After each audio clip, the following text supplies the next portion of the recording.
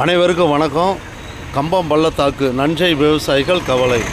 சமீப நாட்களில் பெய்து வரும் இயற்கை மழை பருவமழை தவறி பெய்வதால் அறுவடைக்கு தயாரான நெற்கதிர்கள் சாய்ந்து வயலோடு வயலாக வெட்டிவிட்டது. இதனால் மகசூல் எடுக்க முடியாமல் விவசாயிகள் வேதனையில் அரசு மானியம் வழங்குமா என ஆவலுடன் காத்திருக்கின்றனர். டியூல் நியூஸ் நேயர்களுக்கு வணக்கம். இப்போ நம்ம பார்க்குறது கோயிலாவரம் சுற்று வட்டார பகுதிகளில் நெற்கதிர்கள் அறுவடைக்கு தயாரான சமயத்தில் இப்படி காஞ்சி கிடக்கு. இதை இப்போ நம்ம பார்க்குறோம். இப்போ இதில் என்ன ஒரு தகவல்னு கேட்டிங்கன்னா, தஞ்சை டெல்டா மாவட்டங்களில் விவசாயம் இந்த நெல்லுக்கான ஒரு மானியம் மழை காலங்களில் அரசு வழங்கி வருது.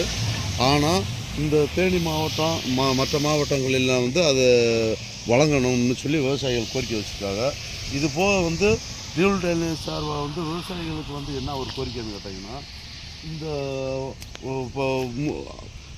இப்போ நாற்றாங்கால் நட்டு அது பிறகு நடுவாங்க. இப்போ ஒரேதாக நிலத்தை சமப்படுத்திட்டு நாற்றாங்கால் இல்லாமல் நடுறாங்க. இப்போ அந்த காலத்தில் பார்த்திங்கன்னா இந்த கருது பகுதி விளைஞ்சிருக்கும் போது நாற்றாங்காலுக்குன்னு ஒரு பகுதி அறுத்துருவாங்க. தண்ணி முல்லைப்பெரியாரில் தண்ணி திறந்து விட்டு உடனே விவசாயம் பண்ணிடுவாங்க.